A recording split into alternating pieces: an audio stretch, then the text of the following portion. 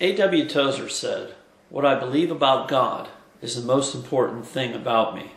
I love how a friend from Facebook reworded this little quote, saying, "What I believe about God, what I believe that God believes about me is the most important thing about me."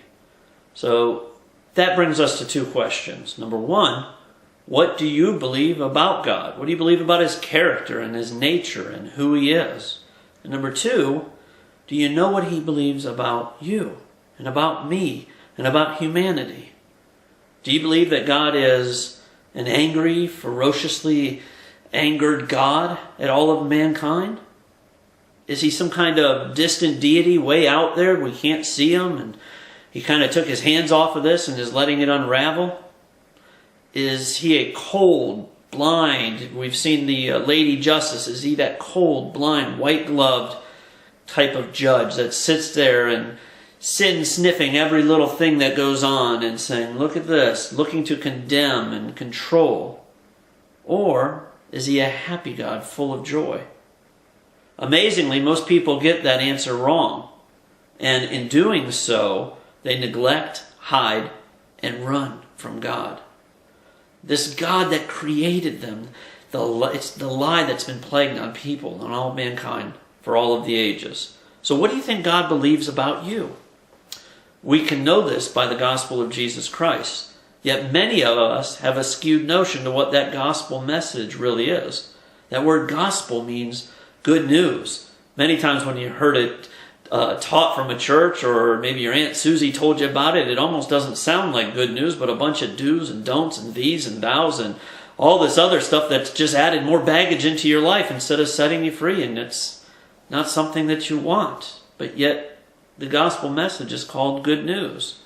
So is it about uniformity and kind of that cookie cutter, God wants everybody to look a certain way, adhering to a certain, and maybe agreeing with certain historical facts about Jesus? Is it about your behavior? And God come as a cosmic killjoy to take all things that are good from you. And now we must live kind of like a monastic and just kind of not even speak because we wouldn't want to speak an ill word. Is it all about an angry God and Him wanting to toss people into a fiery hell? Is it about fire and brimstone? Is that what it's really about? Because none of those things sound like good news to me. Or is it a love story that entails a glad message of a happy God? See, Jesus came to set people free, yet religion, by its very nature of that word, comes to bind again, to a set of rules and laws that you must now adhere to. But yet Jesus didn't come for that. In fact, it was the religious leaders of the day that called out for His blood. Those were the ones that were most upset with Him.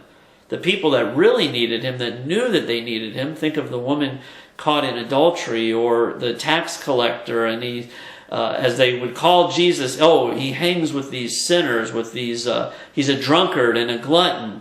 See, Jesus identified Himself with the people that knew that they needed Him most. And the religious people, you know what? They had their own righteousness. They really didn't need this God. Now, as we go to launch a Grace Place, our heart's desire is to bring people back to the real gospel message, the good news to you and to me. So on January 29th of 2012, we will be moving forward with just that, to bring people back to the truth of what 1 Timothy 1:11 says. It's the glad message of a happy God. Now, come join us at 9:30 on January 29th.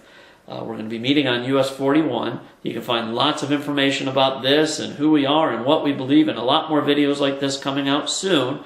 You can go to www.agpchurch.com. That's www.agpchurch.com. Thanks, and we look forward to seeing you.